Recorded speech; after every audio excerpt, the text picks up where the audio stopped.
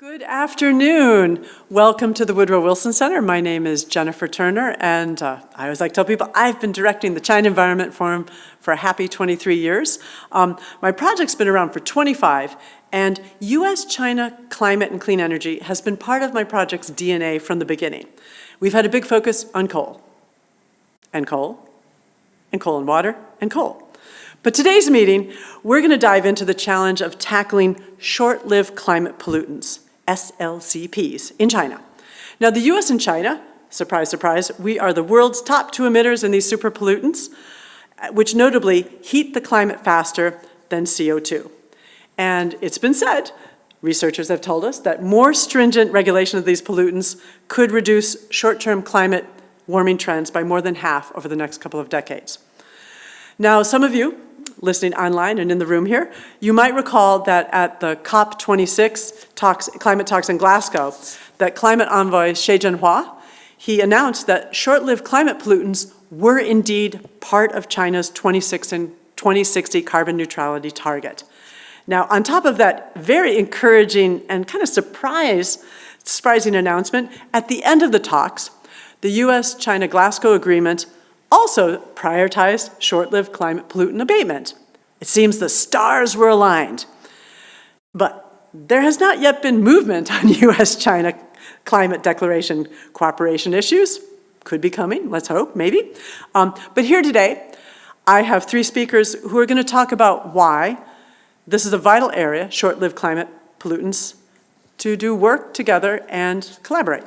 So we're going to start today with Philip McKenna, who's going to draw on his recent reporting to share, you ready for this, a mystery of a major drop and rebound in nitrous oxide emissions at adipic acid chemical plants in China. And I realized I didn't ask you how to say that name before. That's okay. Now, Philip McKenna, he reports on methane and other climate superpollutants for Inside Climate News. He's been there since 2016, and even before then, you were a swashbuckling freelancer, working for small publications like the New York Times and Smithsonian and Wired. Yeah, good job. And have you been working, and have you focused on short-lived climate pollutants the whole time? Turn on your mic if you're going to say yes. Oh, not the entire time, about the past 3-4 years. Okay, all right, but he's still a smart guy on this topic and has been learning about what's going on in China. Number two, someone who already knows lots of things that are going on in China is Dr. Zhang Lin. He's going to discuss the broad policy challenges and promising opportunities for China to regulate and abate climate superpollutants, as we like to call them. His talk is based on an extensive study that was produced by Lawrence Berkeley National Lab's China Energy team.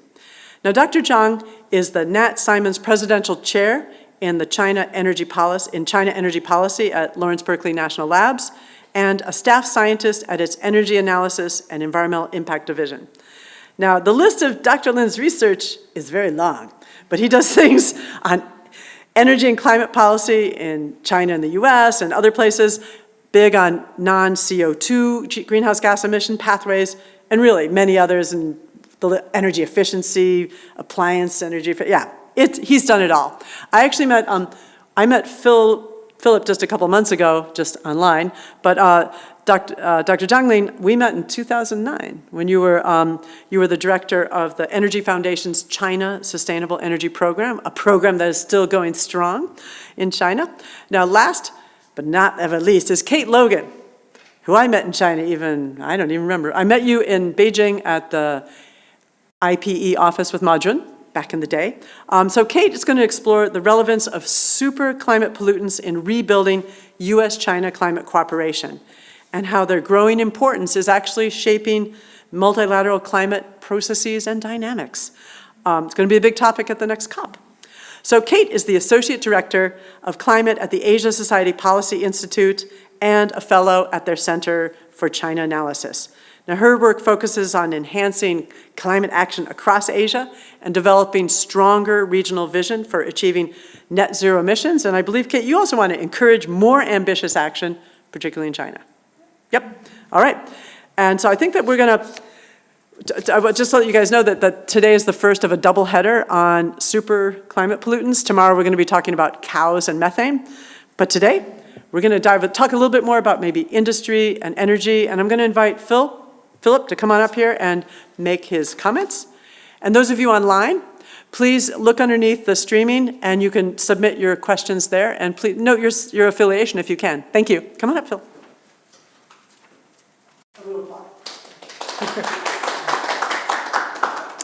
Hi, thank you for having me here today, and thank you, Jennifer, for the glowing introduction. I want to talk about reporting that colleagues and I have done on proven low-cost pollution controls that, if used at just 12 chemical plants in China and the U.S., would yield a climate benefit equal to taking 31 million cars off the road, effectively overnight. And that, just to put in some perspective, that's more cars than all of the cars in California, Beijing, and Shanghai combined. Some of the chemical plants in China already have these pollution controls installed, but likely aren't using the devices for reasons that I'll get into shortly. In the spring of 2020, I wrote an article about Ascend Performance Materials, a nylon plant in northern Florida that is the largest emitter of nitrous oxide in the US. And that's according to data that the company self-reports to the EPA as part of the EPA's greenhouse gas reporting program. Ascend makes adipic acid, which is a key ingredient in nylon 6,6. Nylon 6,6 is a highly durable plastic used in car tires, airbags, seat belts, and, as I learned, the jerseys of NFL football players. Now, when you make adipic acid, you also get an unwanted byproduct, nitrous oxide. Nitrous oxide is a greenhouse gas nearly 300 times more potent than CO2 on a pound-for-pound basis. Nitrous oxide, or N2O, is also the leading ongoing source of atmospheric ozone depletion. There are no state or federal regulations in the US or in China governing nitrous oxide emissions, so companies often simply vent the waste gas into the atmosphere. Now, this wasn't always the case. In the early 90s, DuPont, then the world's leading producer of nylon, realized the tremendous climate impact from nitrous oxide emissions. And their chemists, including some of them shown here, led a global industry effort to develop and then to voluntarily deploy nitrous oxide abatement equipment. Other plants in the US, Europe, and Japan have voluntarily destroyed 99% or more of their nitrous oxide emissions since the mid-90s, either through incineration or chemical decomposition. And Ascend, here in northern Florida, to their credit, they voluntarily destroy about 75 to 80% of their nitrous oxide emissions from their plant near Pensacola. However, in 2018, the remaining nitrous oxide emissions, at remaining 20–25%, still equaled the greenhouse gas emissions of just over 2 million cars. After I wrote the first article about Ascend, I looked beyond the US, beyond Europe, beyond Japan, to see if there were other countries that produced adipic acid but didn't destroy their nitrous oxide. And what I found is that Ascend's emissions were likely just the beginning. Based on adipic acid production volumes in China and the assumption that only a small portion of those N2O emissions are destroyed, my colleagues and I found that cumulative emissions from 11 chemical plants in China are equal to the annual emissions of more than 25 million cars. And as like in the US, in China, this wasn't always the case. In fact, in 2007, Charles Perelou, an American chemical engineer, traveled to China to help install pollution controls at the Hunan Shenma Nylon Chemical Company, an adipic acid plant in Pingdingshan, Hunan Province. Nitrous oxide, or N2O, from the state-owned plant quickly fell to near zero. The pollution controls were installed as part of a UN program known as the Clean Development Mechanism, or CDM. The CDM allowed wealthy countries to offset their emissions by buying carbon credits from emission reduction projects in developing countries. Shenhua officials touted the project's environmental and economic benefits in an announcement in the Pingdingshan Daily in January of 2006. Our company plans to import integrated processing equipment to decompose N2O emissions, which will help protect the global environment, the announcement read. At the same time, we will also get economic benefits from selling carbon emission reduction credits to developed countries through the CDM. Implementing this project will not only improve the local environment, but it also has great significance for mitigating global warming. From 2007 to 2012, Shenhua's abatement reactor and another reactor at the Liaoyang petrochemical plant in northeastern China were wildly successful. The pollution controls kept hundreds of thousands of tons of nitrous oxide from being emitted. The projects were also incredibly profitable, netting an estimated $900 million for the two companies over the 5 years, while costing only about $40 million to install and operate these pollution controls. However, the high value of CDM credits had unintended consequences. Shenhua and Liaoyang were making so much money from the sales of credits that they were able to flood the market with adipic acid at prices that producers in other countries couldn't compete with. Adipic acid plants in other parts of the world that were already voluntarily abating their emissions were forced to close as production moved to China. In 2011, the European Union, the largest buyer of CDM credits, announced that it would stop buying, and the price of CDM credits fell through the floor. The following year, Shenhua and Liaoyang submitted their last emission reduction reports to the CDM. In an effort to find out what happened next, I teamed up with Lily Pike, now a reporter with The Messenger, and Katrina Northrup of The Wire China to take a closer look. Our investigation, including dozens of interviews and a review of hundreds of pages of documents from the Chinese government, the United Nations, and Chinese state media, strongly suggest that when funding for the UN program ended, so too did nearly all nitrous oxide emission reductions in China. And here are some of the things we found. So a 2014 report by the Institute for Applied Ecology in Germany concluded that the Shenhua and Liaoyang plants faced, quote, a high risk of stopping greenhouse gas abatement. The report also stated that by 2014, there were 5 other adipic acid plants in China that were not part of the CDM. None of those plants abates N2O emissions, the report concluded. A book published the same year by the Chinese Ministry of Environmental Protection also warned that abatement at the Shenhua and Liaoyang plants would likely stop. The book said, if the CDM projects are restricted in the international market trading mechanism, and China hasn't issued related emissions restriction policies, then the N2O gas won't be eliminated. Rather, it will be directly emitted into the atmosphere. A Chinese Ministry of Ecology and Environment official who used to work on abating non-CO2 greenhouse gases told us that, according to his understanding, the government did not subsidize abatement at the plants after participation in the CDM ended. Guidance published by China's National Development and Reform Commission in 2013 directed all adipic acid manufacturers to report the volume of their N2O emissions to the government. However, that data has not been made public, and emissions reductions are not required. Interviews with company representatives suggest that as many as 6 of China's 11 adipic acid plants, including the Shenhua and Liaoyang plants, may reduce at least a portion of what they emit into the atmosphere. And we know for sure that's the case with Shenhua.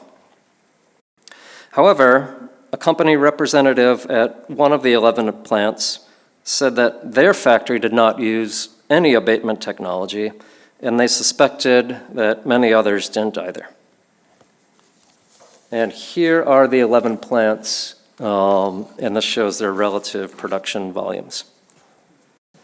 An industry expert who has worked in the Chinese adipic acid industry for 30 years told us that China does not have nitrous oxide standards, and that is the key problem.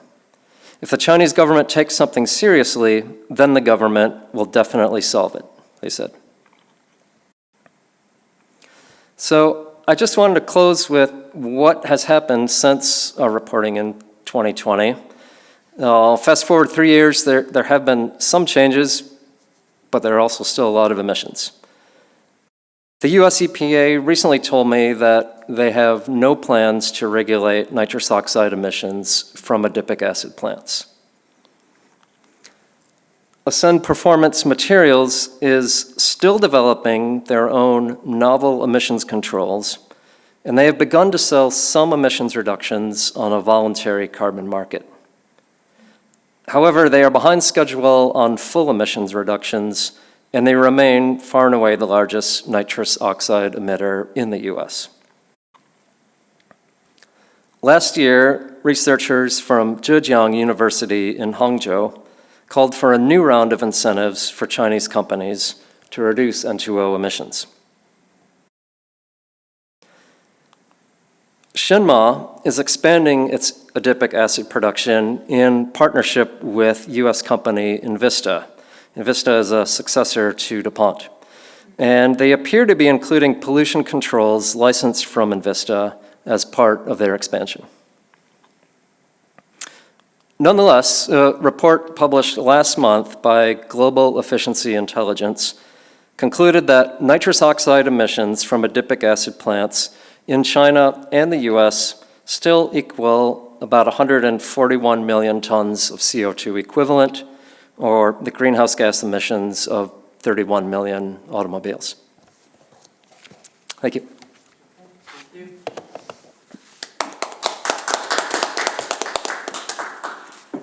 Yes, so, wow, that was depressing. Can you get up his Chinese? Oh, I want to remind the people online that you may need to refresh your screen. If you're not seeing the little Q&A widget underneath the screen, just do a quick refresh. You'll be right back, and then you can submit your question there. So please do refresh your screen so you can send us the questions. Okay, so Jiangling, there you are, boom. Okay. All the way from California.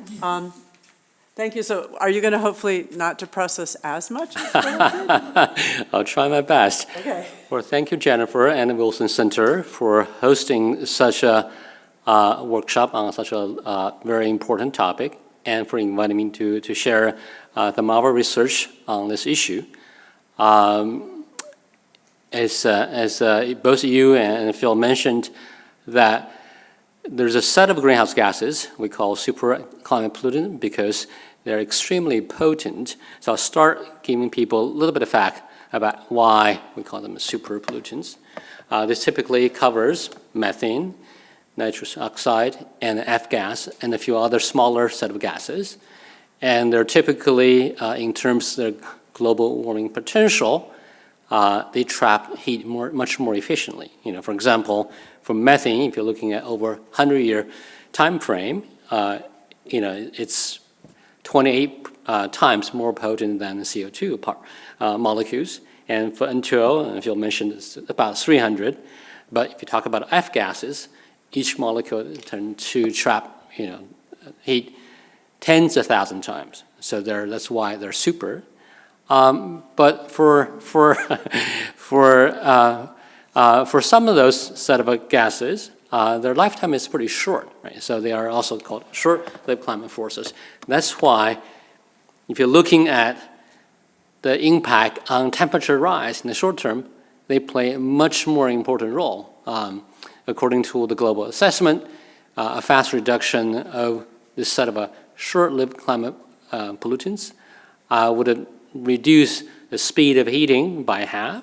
More specifically, that by 2050, the combination reduction in methane and F-gas reduce temperature rise by 0.6 degrees Celsius, which is tremendous. And remember that our long-term goal still is keep temperature rise below 1.5 degrees Celsius rise compared to pre-industrial period. And so, 0.6 is a huge compared to that. And we are already, the Earth has warmed about 1.1 degree already. So we have a very small margin in the next few decades. If you're looking even closer, the next couple of decades, methane plays even a more important role. That according to the global scientific estimates, that reducing methane are likely to prevent temperature rise 3 times the effect reducing CO2, because CO2 is a longer term. Reducing CO2 today doesn't really lead to much temperature reduction right away, but it's a long term. So you need both, right? Some essentially phrase this as a sprint to reduce emission of superpollution to prevent any near-term temperature rise or particular overshoot that can generate a lot of dangerous feedback effect in the world. But also you need a mitigation on carbon to reduce long-term impact as well. So you need both. So we have worked with colleagues both in China and elsewhere, including at UC Berkeley. I've been looking at this set of issues for the last 5-6 years. And one of the things we did is develop this so-called mitigation cost curve, and how much does it cost to abate 1 ton of CO2 equivalent of different gases. So it just give you a big picture number. Our estimates for 2030, which is one of the common frame looking at near-term temperature rise, is there's roughly a gigaton of mitigation potential covering this set of super climate pollutants, methane, F-gas, and N2Os, at an average cost about $12, $12.50 per ton of CO2 equivalent. So that lays sort of the big picture for you to think about. We also separated this cost curve by different measures. You can see some of those are extremely low cost. To the far left, you see HFC 22 production process, which is essentially about destruction of HFC 23s, which is one of the F gases. So that's it costs pennies to mitigate that.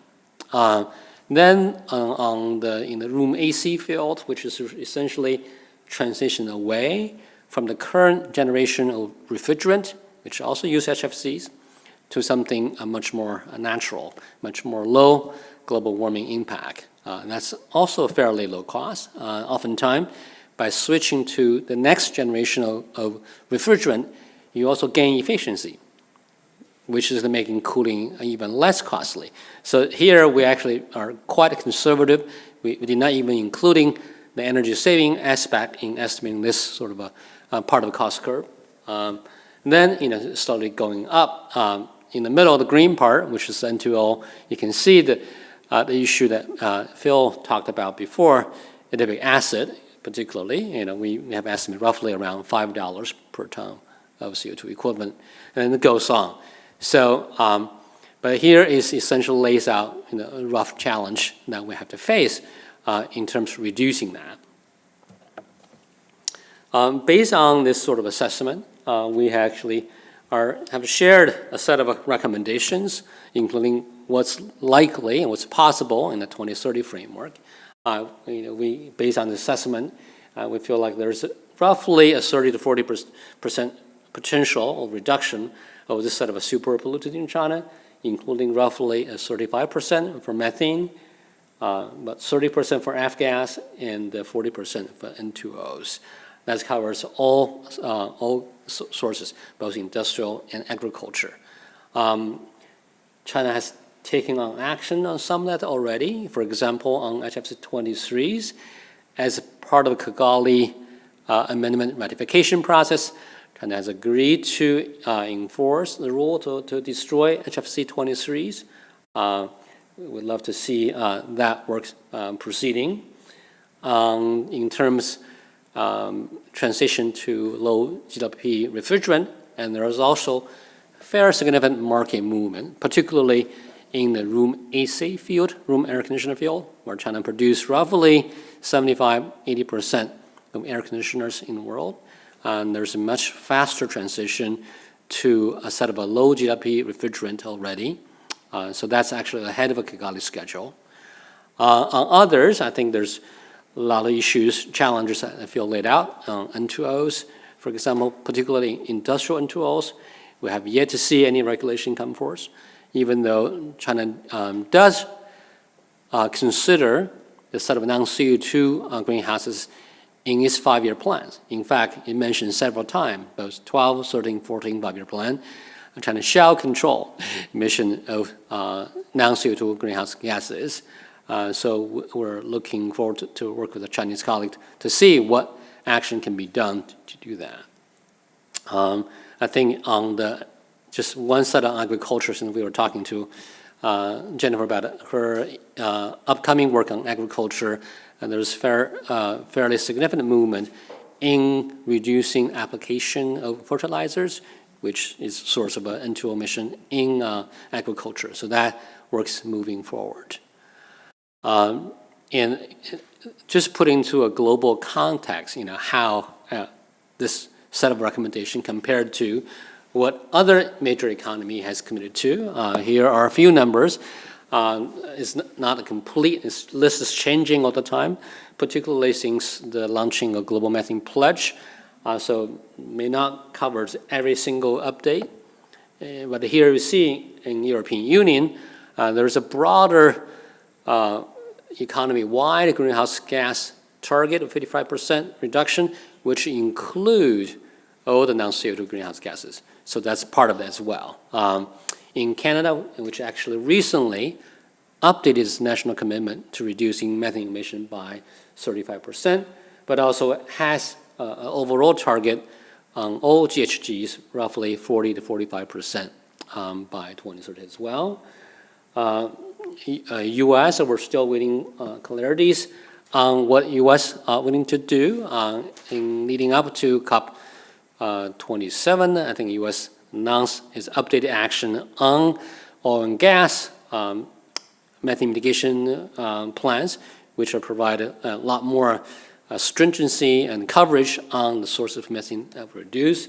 As part of the Kigali amendment, associated policies, the AIM Act also required of phasing out roughly 85% HFCs by 2036 as part of a Kigali amendment commitment on that. I mentioned just a couple more target from California, where I'm from. There is actually a specific methane reduction target as well as a black carbon target as well. So this is helpful to put in the context that what we're recommending are more or less in line with the target that's being adopted in the other major economies. So I'll stop here. Can I ask you one quick question while you have that nice chart up? With, like, for example, like your home state of the country of California, when they're saying that they want to make these reductions in methane by 40%, is it being done through their emission trading? Is it, I mean, what tools are they using? Is this carrot or stick? They're both. Okay. There are a lot of regulatory processes happening, like the California Air Resources Board are in charge of developing implementation plans for all the major sectors in oil and gas, in waste, in agriculture, for example, and they're working with other agencies as well. I think the ETS or carbon trade only plays a small role in that because there's, in terms of offset, I think there's a cap on how much it's allowed for the offset program. Yeah, well, as tomorrow we're having a meeting on California cows, and we're having someone from CARB coming. And the little bit I know, kind of a little sneak preview, is that I think that besides having some standards, they're also providing capacity building for the farmers. And it's something I'll ask later because I feel like that there has to be some kind of carrot. Yeah, but also mandate, for example, finally the mandate on green waste is implemented. Like, as the beginning of last year, we all got a shiny big green bin for green waste and food waste. So you have to, essentially compost those things now through essentially a local program. So everyone has to do that now. Okay. All right, well, good. Well, thank you. So why don't you have a seat? And I know that Kate's going to tell us some other stories. Maybe you want to put up the lead frame? Yeah. Thank you so much. We should applaud him again. Yay. All right, Kate. Great. Well, thank you so much, Jennifer, and to the Wilson Center for inviting me to join this workshop here today, and really honored to be sharing the room with both Phil and Dr. Jiang Lin, both of whom have deep expertise in the area of non-CO2 gases. My role, I think, in this discussion will be to sort of draw out to the larger picture of the role of multilateral processes and how they have helped to govern and regulate non-CO2 gases thus far in history. I'll speak a little bit about the role that non-CO2 gases have played more recently in rebuilding and sort of putting some energy into U.S. China climate cooperation. Obviously, there have been some challenges in the last few years as well. We'll touch a little bit on that. And then end by drawing it back out to some opportunities, especially in 2023, with COP28 being the first time that the global stocktake will take place, which is the process under the Paris Agreement to assess progress, as well as sort of hopefully give both some sticks and carrots for further progress on what needs to happen going forward, and how non-CO2 gases might be integrated into that. So with that, and just quickly about where I'm coming from at the Asia Society Policy Institute. So we're a think tank affiliated with the Asia Society, focusing on security, prosperity, and sustainability. And within our sustainability pillar, I focus on sort of the climate diplomacy aspect. So that's sort of the angle that I'm contributing here. So first, in terms of multilateral processes, want to start one just technical aspect. I'm really glad that Dr. Jiang Lin went into depth about some of the more detailed technical aspects, is that in terms of short-lived climate pollutants, so most of the gases that we're talking about last in the atmosphere shorter than CO2, but there are a few that are much more potent and last a lot longer. Those are generally much, much smaller, but really glad that Phil drew attention to nitrous oxide, which I think, if I have the figures right, lasts around 120 years or so, but is about 265 to 270 times more potent and also completely unregulated. So very significant opportunity for progress that, again, is not necessarily included in some of the current regulations, and would definitely be curious to dig into that more in the discussion.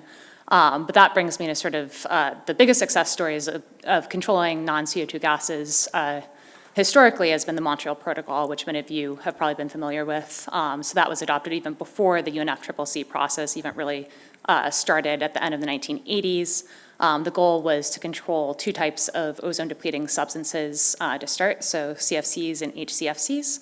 And there are a couple reasons why it was so successful. The first is that it was set up in such a way, so the science was moving in a certain direction, but wasn't completely clear at the time, but it was set up such that it could be adjusted over time and amended over time to integrate updates in terms of our knowledge and sort of adopting this precautionary principle. Second, in addition to that, it had sort of mechanism that relied on trade provisions to incentivize countries to join. So if a country didn't join, they were distinctly penalized as a result of these trade provisions. So it's pretty much in the interest of countries globally to all join the Montreal Protocol.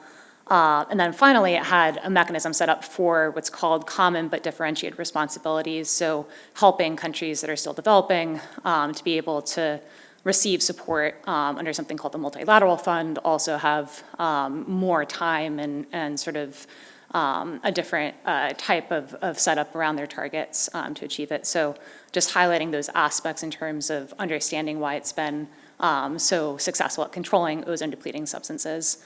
That brings me to the Kigali Amendment, which is one of the most recent amendments under the Montreal Protocol. Quite interesting. So this was, I think, the 9th Amendment It was agreed in 2016, so after the Paris Agreement, which I'll circle back to in a minute. And it's interesting, so basically once CFCs and HCFCs were phased out, HFCs began to replace them, which are not actually ozone-depleting substances, but they are super climate pollutants. So they're under the category of non-CO2 gases that we're talking about here today. And the Kigali Amendment is basically a mechanism under the Montreal Protocol to control HFCs, which, as you learned from the previous presentations, are low cost to abate and obviously have a significant impact. And that's been an interesting area of progress. We'll touch on that in relation to U.S. China, who both have ratified the Kigali Amendment. So I think it's interesting just to see the Montreal Protocol still being used to sort of supplement the role of the Paris Agreement as well. And then finally, under the Paris Agreement, the idea obviously is that each country will submit their NDC, their nationally determined contribution. That is, sort of up to the country what they want to include in that. And one of the biggest opportunities going forward is that many countries in their initial NDCs only included carbon dioxide. Going forward, I think there's over 130 countries now that also include methane. And I think 88 that have both methane and HFCs, in part because of the Kigali Amendment, and that prompting countries in their updated NDCs to start to integrate HFCs as well. But having countries include all greenhouse gases and specifically some of the most potent super climate pollutants in their NDCs going forward is another huge opportunity because that gives an incentive under the multilateral climate process for countries then to integrate this into their domestic climate legislation as well. So turning a bit just to the background of U.S. China climate cooperation, so lead up to the Paris Agreement, series of U.S. China climate announcements and a lot of diplomacy really played a key role in making Paris possible.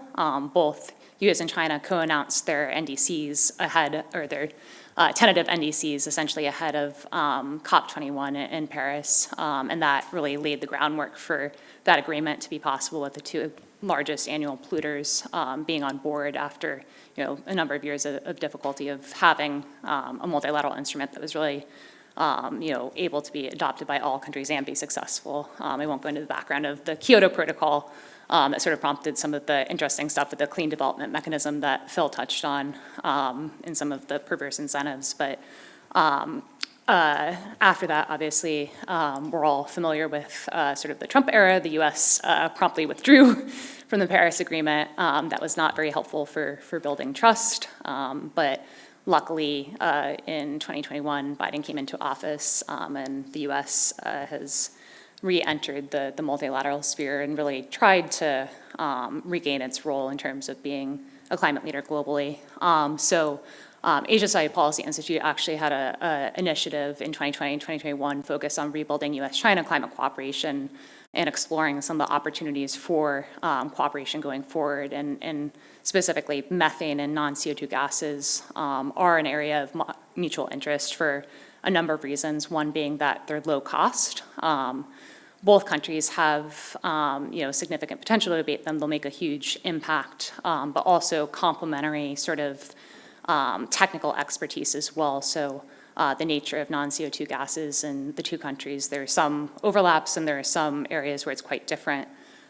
So there's significant sort of mutual incentive for experience sharing.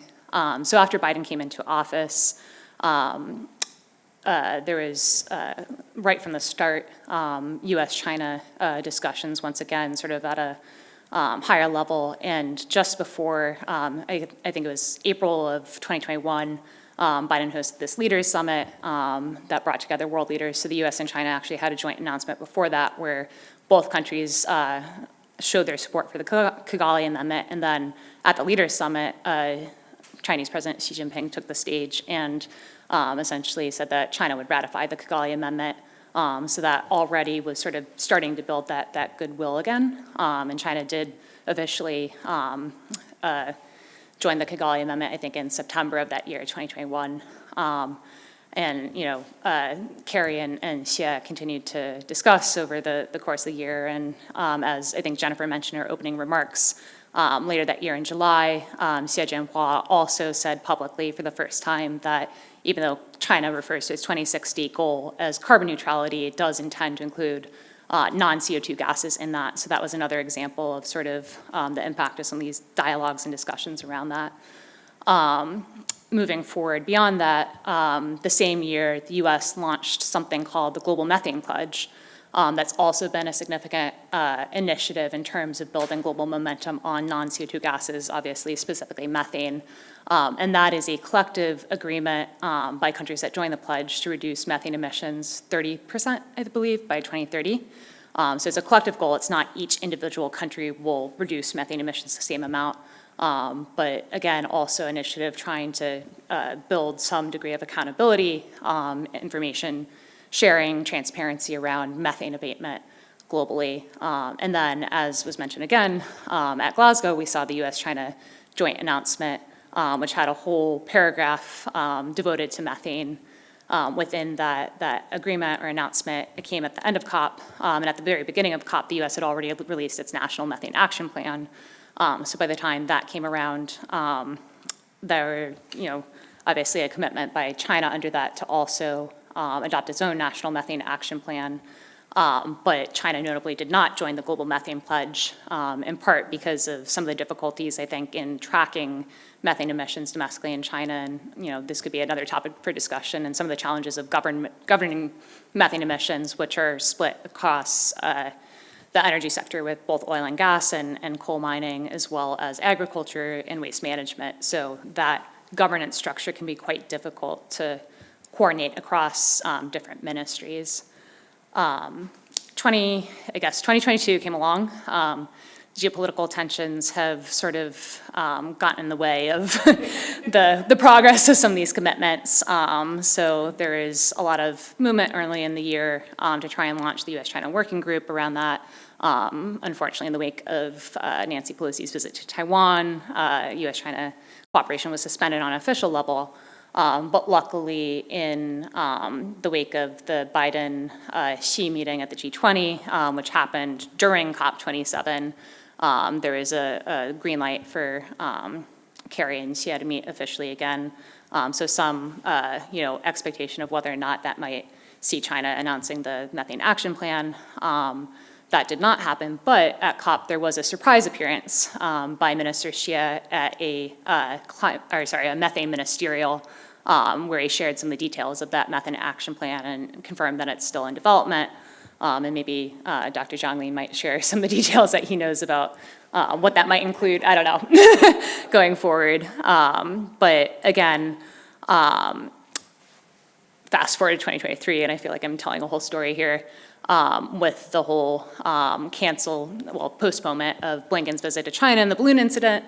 We're sort of back to a difficult period again, and hopefully, most recently, Minister Xie has invited Kerry to visit him in China, and evidently Biden has given the green light for that to happen, but there's no clear date or trip set as of yet. But one of the things that Kerry has emphasized is that he would like to see, under that U.S. China announcement, the methane action plan, sort of be announced as part of that or in tandem with that, sort of as a gesture of goodwill. So we're in a place where, non-CO2 pollutants, like I said, area of mutual interest, cooperation, can continue to be a gesture of goodwill, and also obviously in mutual global common interest going forward. That said, I think one of the things that would also help is the U.S. has, to a certain extent, politicized the global methane pledge in terms of not having China, India, Russia, some of the biggest methane emitters on board, and sort of tried to get other countries to push them to come on board. That maybe has made things a little bit more difficult as well. So just wrapping up, because I know I'm probably over time, I don't know where I'm at this point, with expectations for 2023. So the UAE, the United Arab Emirates, is the presidency of the COP this year, and that's significant because they are obviously a key oil and gas country, and the actual COP president designate, Dr. Sultan Al Jaber, himself is actually still serving as the leader of a fossil fuel company. And on one hand, that's drawn a lot of criticism from civil society groups. On the other hand, the way that he's framed it, and some others have sort of, I guess justified it is that it is an opportunity to bring the fossil fuel industry on board. The question is whether that will happen in such a manner that there is accountability there. But it's significant because non-CO2 gases in relation to fossil fuels, and specifically methane leakage from oil and gas, could be an opportunity to address through the COP this year. I also mentioned the global stock take, and that's another opportunity for some of these commitments on non-CO2 gases, for instance, to be integrated into NDCs, or for countries to adopt national action plans on methane and or other non-CO2 gases that could be potentially integrated into the global stock take, or a more concrete target based on the science that's been put forth by the IPCC in the 6 assessment reports as well. And then finally, just moving beyond that, last thing I want to mention is with nitrous oxide, one of the potential mechanisms that's been put forth is whether or not there could be another amendment to the Montreal Protocol that specifically addresses nitrous oxide. So obviously separate from the COP process, but I think that's another interesting area to watch. And again, as we learned earlier, nitrous oxide is relatively low cost to abate and can make a huge difference in terms of curbing global warming. So that could be another potential area of common interest between the US and China. And if you're interested in learning more about that, highly recommend reading Phil's terrific reporting on that. So with that, I will end and look forward to the discussion. Thank you so much. All right, so if you're online, start submitting questions underneath the stream. I've got a bunch of questions. You ready? Well, I like it. Phil, you depressed us. You informed us, Dr. Lee, and then you kind of cheered me up a little bit. Where to start? I have so many questions. Well, so if I get this right, so for short-lived climate, like for nitrous oxides, we'll just start with nitrous oxides. There's no standards, there's no subsidies, and there's no incentives, so there's no action on it. Did I summarize that? Right. And instead of depressing, I see it as a great opportunity, because if there were any of those, we know how to do it. We've been doing it for decades. It's very inexpensive, and some of the equipment is already installed. Turn it back on. This makes my head want to explode, just to be honest. But maybe, Zhang Lin, so in your study, you guys looked at nitrous oxides. Do you think that, is there a way, this sounds funny, but to light a fire on moving nitrous oxides for industry forward? I can see that there's a lot of complexity with rice production and nitrous oxides, and I can see that's a really sticky area.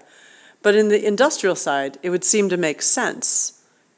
But why do you think what do you think, what are some opportunities that could happen? Are you saying? For China. Let's start with China. Well, thank you. Are you saying making sense for them not to abate? Because that's cost them something, right? Okay, well, you got to spend some money, but was it really that, but they have the equipment in a lot of these plants already, right? A couple of the plants, and there's a lot more production now since the time of the CDM. But the price of abatement, it's about $5 per ton of CO2 equivalent, which is really cheap in the grand scheme of things. And I think, too, what interested me about these adipic acid plants from the beginning is there's only 12 of them between the U.S. and China. So if you only have to make the fix at a very limited number of facilities, which isn't the case for a lot of other pollutants. If I could add one thing just really quickly, I think, despite the lack of regulation, there is at least some degree of information transparency, which probably helped you in your reporting, probably more so in the US. I don't know in terms of where you're able to get the data from on the China side. Information disclosure is something I've worked on in the China context as well. But if you look into the background of other mechanisms like the toxics release inventory, there wasn't necessarily a target in place back in the 80s when that was adopted, but information transparency basically motivated polluters to make emissions reductions just by force of public pressure. So I guess in the interim where we don't have specific regulations, that could be one opportunity if there is more, elevation of, like how much of an impact this could make based on the data and the emissions information we do have. Well, I know, let me just Yeah. comment. I think Kate provided a great sort of a one part of the solution, right, which is information transparency. Let people know both the emission sources, the amount, and the cost, right? And people can make informed judgment. But also in Phil's story, looking back on how this evolved over time, there are actually a lot of potential inspiration we can learn from, right? The industry did come together, at least the segment industry come together and did something on their own, right? DuPont was one of the ringleaders, perhaps, and other global firms joined their act as well. So it sounds like in all other countries, all major producers are abating their NO2 emissions, except U.S. and China, right? Right. And I should say right, and I should say there are 2 plants in China, in the U.S., and one continues to voluntarily abate, the Invista plant, and it's the Ascend plant that doesn't.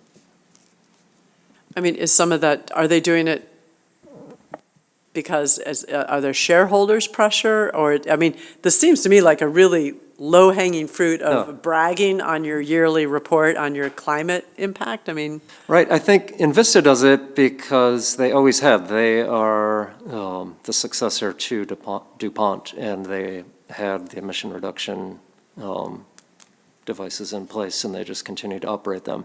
And Invista's predecessors were not part of that global agreement and had at various points been working on their own novel solution to it and are still developing it. And I was curious, could you mention at the end, Kate, that with nitrous oxides, that maybe, I feel like we could slip it into the Montreal Protocol. That's like the, do you see that as possible, you two? Do you think nitrous oxides could, or do you think it's possible, Kate? I mean, based on what I understand, it is possible. And I guess my question is, I don't know sort of the factors that may have prevented it from happening so far, if others might know more than I do. But, my question is whether it's an issue of sort of the politics of it just not being pushed or elevated. Maybe if we had more of a political prioritization of it, but maybe there are other barriers as well. Well, Montreal Protocol being a multilateral process, it takes time. Everything takes time. So there might be other way of speeding up the process of adopting the solution, right? I think the industry partnership model that you have reported, I think is a great example to explore. I mean, there are industry leaders who want to demonstrate they do care about environment, they do care about climate change. So those people can be brought in to lead their own segment industry to move forward, right? Peer pressure does lead the result. There are also other incentives you could create, right? So I think for buyers, upstream buyer of their equipment, right? I mean, we talk about green procurement, right? In your own reporting, that the cost increment for upstream product owners are so small, right? So it's easy for automobile makers who are buying the stuff say, we want to buy clean, mitigate or nylon from you instead of a non-mitigated. So that would generate sort of an incentive from the buyer side as well. And as we start to generate momentum, there's potentially cost reduction as well. I mean, it's already low cost, but potentially there's apparently recycling, opportunity as well to recycle the pollution into a product as well. There's R&D going on. So if we can turn that around, that potential even more opportunity for reduction. And that's happening in the F-gas side already. On HFC 23, not only destruction is currently the main route, but there are researchers coming up to recycle the material for other productive use as well. And but on the F-gas issue, there's also a huge ecosystem of advocacy organizations that have been pushing for the HFC reduction as well, right? And so, but now from what you said, it makes me think like, wow, Phil, is there like a group of people who are going to advocate like to push the car industry to demand green supply chain? And how about those NFL jerseys?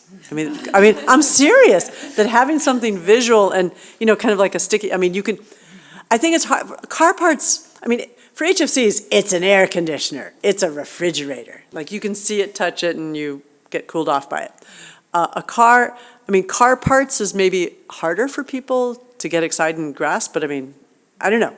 What do you think? What do you think of his suggestion? Yeah, I think one of the challenges is even the auto manufacturers struggle with their supply chain. I think the adipic acid and nylon 6 that gets manufactured kind of gets bought and sold and ends up in a collective pot, and it's hard to know what nylon came from which producer. I think that's one of the challenges. I did, after my first story on Ascend, hear from one of their large buyers of their nylon 6.6, and they wanted to know what the deal was with this company and why it's taken them so long to abate. And I think that got one step closer to the end users, like the NFL jerseys. But I think the NFL would definitely want to say that, yeah, they're clean, but it might be hard for them to know. And to certify. Yeah. I mean, it's still, when I think 12 companies, I mean, maybe it sounds wrong. I mean, could we have a bake sale to raise the money to, I mean, it just seems like it just boggles my mind. Well, I was just going to jump in quickly as well. When you talk about the auto industry, there has been movement on green steel. So that's probably, a bit easier in terms of just figuring out like the supply chain piece, perhaps, which again, having worked on supply chain is quite complicated and you really do lose track of things quite quickly. But that's why I think the work of Phil and journalists is so important, because once you get that, information about, we have the list of the 12 companies, right? If you can just get first movers in terms of having a few companies start to drop them, that starts to put the pressure on from an economic perspective as well. I mean, is there anyone, I mean, you made some nice maps. Do you guys know if there's any NGOs on the space that are making nice maps?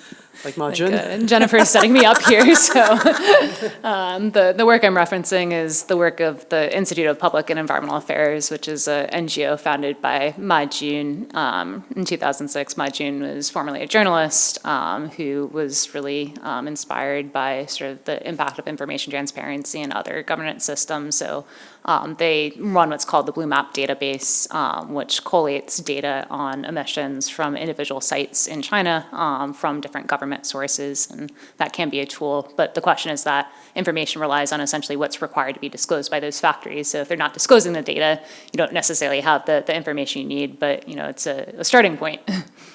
Well, speaking of data, Jianglin, you guys produced this big report. You had data. You had numbers about these kind of greenhouse gas, these non-CO2 greenhouse gas emissions in China. Was it difficult to kind of compile this kind of data, and where it's, is there more that needs to be collected for you to make better recommendations? It was a painstaking process. We rely on publicly available source of information, both data or other research articles. So we reference all that. I think it would be terrific that data on all superpollutants should be collected now.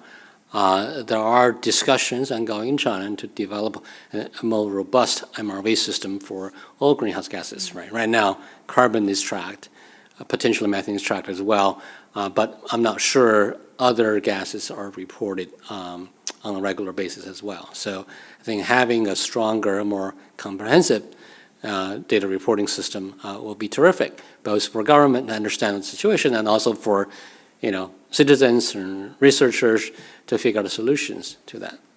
Tell me a little bit more about that MRV system. I mean, because you kind of figure they have a goal of carbon neutrality by 2060, so there has to be better data. Is this MRV system, is it something that's, this sounds contradictory, is it an open system? Like, can we see this, or is it the reporting more for government consumption? Status that I'm actually not sure. There are clearly government reporting systems for carbon and methane, I believe. I'm not sure about other gases right now. However, there are different sectoral policies that's driving change as well. For example, China, I think it has a policy of peaking N2O emission as well. That's covering both industrial and agriculture. So assume someone's tracking those emission data. They may not be public yet, but potentially in the future can be public. I think China is also developing as well international research group are satellite-based measurement tools, which will provide another way of measuring the emission that we understand there's also errors and uncertainty in that, but at least there's another way of getting to the data question as well. Do you think that, like, for like the methane question about, do you think like there's China, do you think they're waiting to make sure they have all the data clear and accurate before they kind of move forward with their methane action plan? Is that one of the obstacles? Well, it's possible. I really don't know. You don't know, crystal balling here? No. It's not. But one, the question raised by our Chinese scholars are always being, we don't have sufficient amount of data. There's, uncertainty around different estimates, et cetera, et cetera. But it's a common kind of question for any country, in fact, right? So, but I think with a greater attention on the issue, that we can start getting to getting more solid data on that.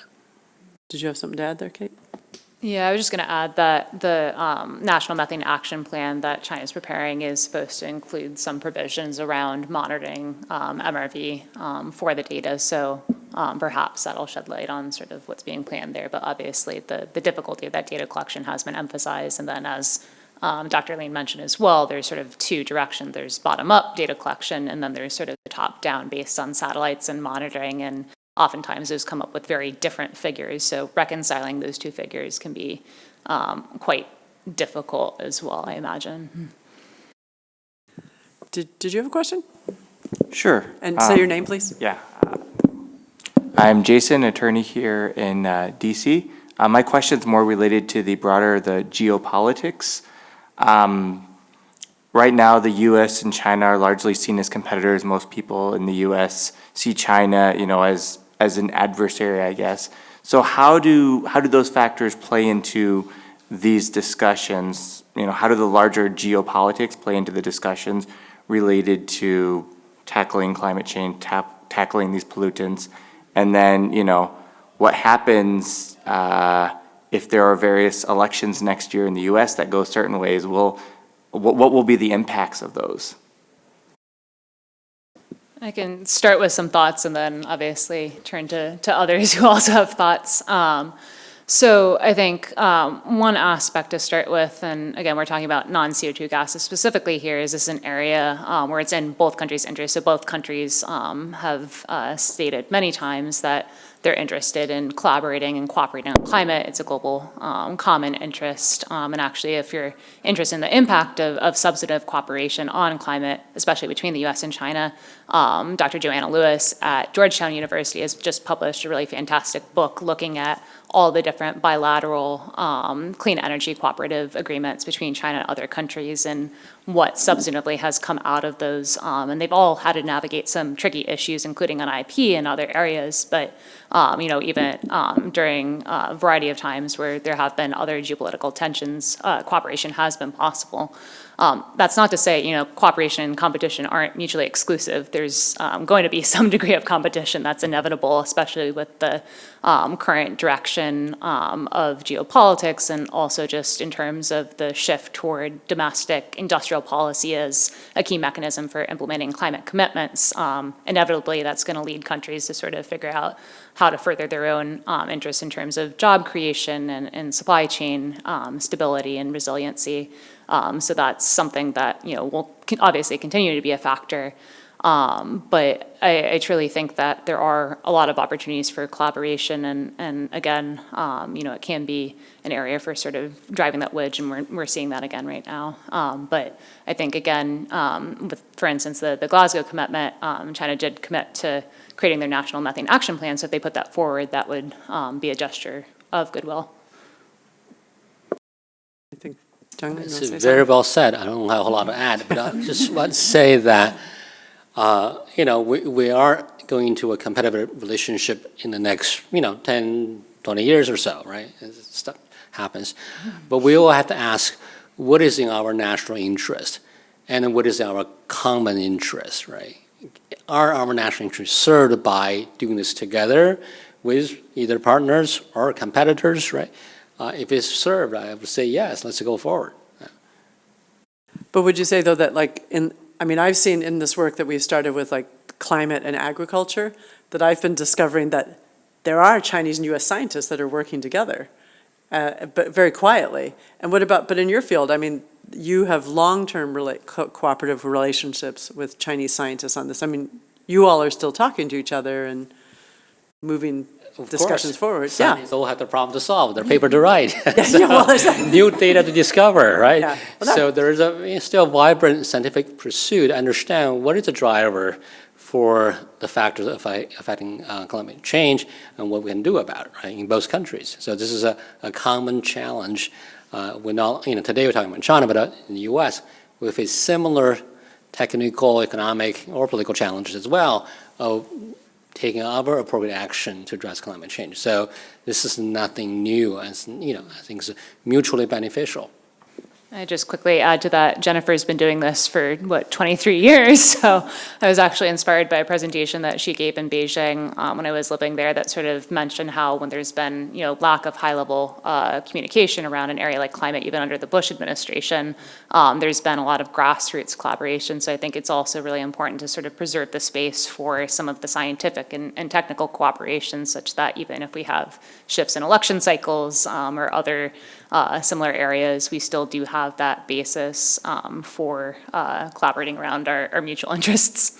Yeah, I mean, the one thing over the years that's been my happy place has been, U.S. and Chinese NGOs that have worked together, not just, and sometimes with scientists. And in fact, early on, back in the day, when I first started at the Wilson Center, I mean, I was struck with how a lot of, U.S. NGOs became, and even or universities became kind of a glue that brought together Chinese, researchers, scientists, and government to work together on a topic. And so, and I think that's kind of like kept the flame alive. But I mean, this topic that, we're moving so much into industry, I mean, there's a question of I keep going back to the HFCs that seems to be working, and nitrous oxide could be working. What about the some other ones like black carbon? Does that one lend itself to U.S. China cooperation? I mean, I know that we're talking, and also, like with green diesel and, because tell me about where you're seeing some possibilities there. Well, definitely. It's another, area topic of common interest. I mean, I haven't done a whole lot recently on that topic, but, affecting public health greatly, right? So I'm aware there's ongoing conversation or collaboration between California and Beijing on this topic for many, many years now. I think at least 20 years going back. The green diesel and other sort of removing other combustible particles are tremendously beneficial to the people who live around there. So I think it's terrific that people continue to work on that. And one quick thing to add to that from a multilateral perspective is that the UAE has also announced that this year at the COP they'll hold the first climate and health focused ministerial. So with some of the other pollutants like black carbon, and also we haven't even mentioned, I think, ground level ozone, because it's sort of a secondary pollutant. Both of those have significant health impacts. So perhaps that's another opportunity to highlight the health co-benefits from controlling some of these pollutants. Are there any health and co-benefits from controlling nitrous oxide, Phil? Oh, it is not an immediate health impact, unfortunately. One question I had, though, we've written about HFC 23 and how now China is required to abate emissions, industrial emissions. But when we last wrote about it a couple of years ago, it was a question of we aren't sure how they will, or if they will, or if we would know it if they are. And I just wonder if there's any update on that. Yeah. It's a great question. I think everyone's looking forward to hear more progress update on that. I don't have any more information, only reading publicly available documents as well. So I think there are discussions, I heard about setting up monitoring stations to looking at HFC 23 emissions, so that will provide data for regulatory agencies to understand, is that problem solved or not solved, right? So I think there's that effort, but I haven't seen any evaluation report on that yet. That reminds me, do you guys have any questions for each other? Because you all just met for the first time today. So Phil, I have a question. It's interesting to see this contrast, right, between two U.S. firms, right? One took early action in the 1990s. They basically said, "Okay, we're going to do this," right? And then some other, companies being asked to do this or being probed to do this for quite a few years since you initially reported. it sounds like they still have a fair amount of work to do. What's really, in your mind, holding them back? And second, is there any particular reason EPA's not going to do anything in near term? Great questions. I'm not sure what is holding them back. I mean, when I hear from them, they are working on it. It is taking longer than they anticipated. In others, they would say, you're reinventing the wheel. Just use what's already out there.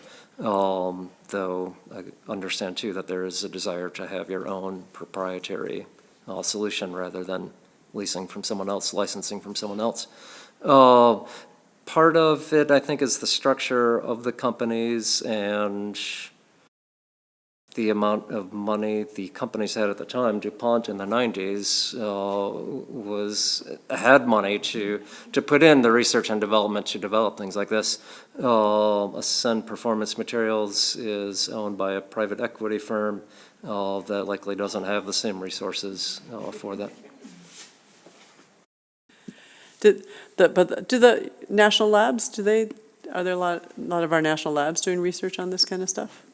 Short-lived climate pollutants? There's some, not a lot, I would say, yeah. Okay, just kind of, So I had a question as well, which is in relation to controlling non-CO2 gases from coal mining. So this is a big issue right now, and actually if you're interested, the Global Energy Monitor has a global coal mine tracker which shows the potential pipeline of new coal mines in China and the potential methane emissions that would come from that if they were to move forward. So my question is, how difficult is it to control methane emissions from coal mining, and sort of what are the potential opportunities, challenges of that, especially as China does have this shift toward increasing coal mining in part for energy security concerns. Part of the argument there is that if you mine the coal but you don't burn it, that will be okay in terms of overall emissions, but still the mining itself can give off emissions as we're discussing here today. So was curious about that from a technical and governance perspective. Well, I can speak from my own research. I can't speak about how the government think about that, for sure.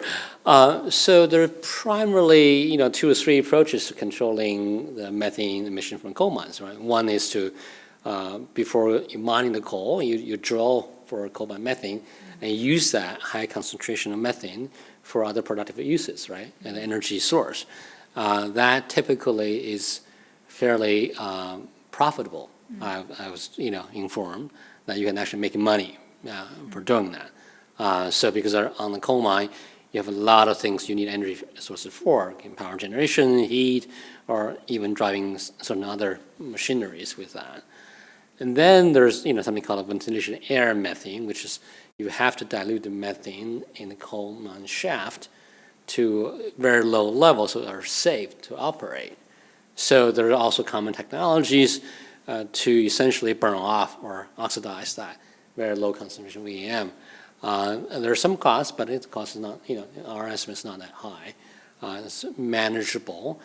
And to my understanding, many of the large coal mines do that already for safety reasons, right? So they have to keep a safe operating condition, so they have adopted certain measures already. But since there's no tracking system to understand how each coal mine company is doing that, so it's difficult to know on a national level how widely adopted that practices are.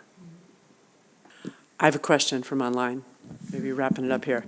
Mark Douglas from USAID, he's asking about nitrous oxide related to agriculture. He said there is one, regarding the health benefits of curbing nitrous oxide, what about promoting organic or better farming, such as smaller scale permaculture, regenerative ag, in lieu of massive scale monocrop synthetic agriculture? Thinking that, I don't know if that's something that you all, because you tend to be more industrial folks, but in your playing around with nitrous oxides, do you have anything to say about that? I think the first thing is that far and away the vast majority of emissions come from agriculture, from agricultural fields, rather than the industrial sources. that is a lot harder to reduce. One way is to use less fertilizer, and it sounds like there's a lot of movement on that in China. But it's a lot, from my experience and why I focused on the industrial is, again, it seems a lot easier to make a fix at 11 or 12 facilities than telling every farmer in a country how they should farm. There are as many farmers in China as the whole U.S. population. Yeah, that's a lot of farmers. You've been doing some things on agriculture too, haven't you, Zhangling, or just starting to dabble? In my backyard. In your backyard. You're probably more expert on small farm than I am. Well, go ahead. Just in terms of mission itself, as I think mentioned before, there is a national program in China of controlling, reducing fertilizer application as well. So that they have seen some success. We have yet to learn more about that practice. Yeah. But it definitely has a lot of health benefits, because I'm a water person, and I know that all those fertilizers going into the water, and even the production of fertilizer, like some of the waste from it. I remember years ago, I think it was in Sichuan, there was like a giant mountain of agricultural, instead of like treating industrial waste from producing fertilizer, they just made a small mountain next to a village in Sichuan province. Did you have anything you wanted to say in terms of like the ag question, or it's okay if you don't?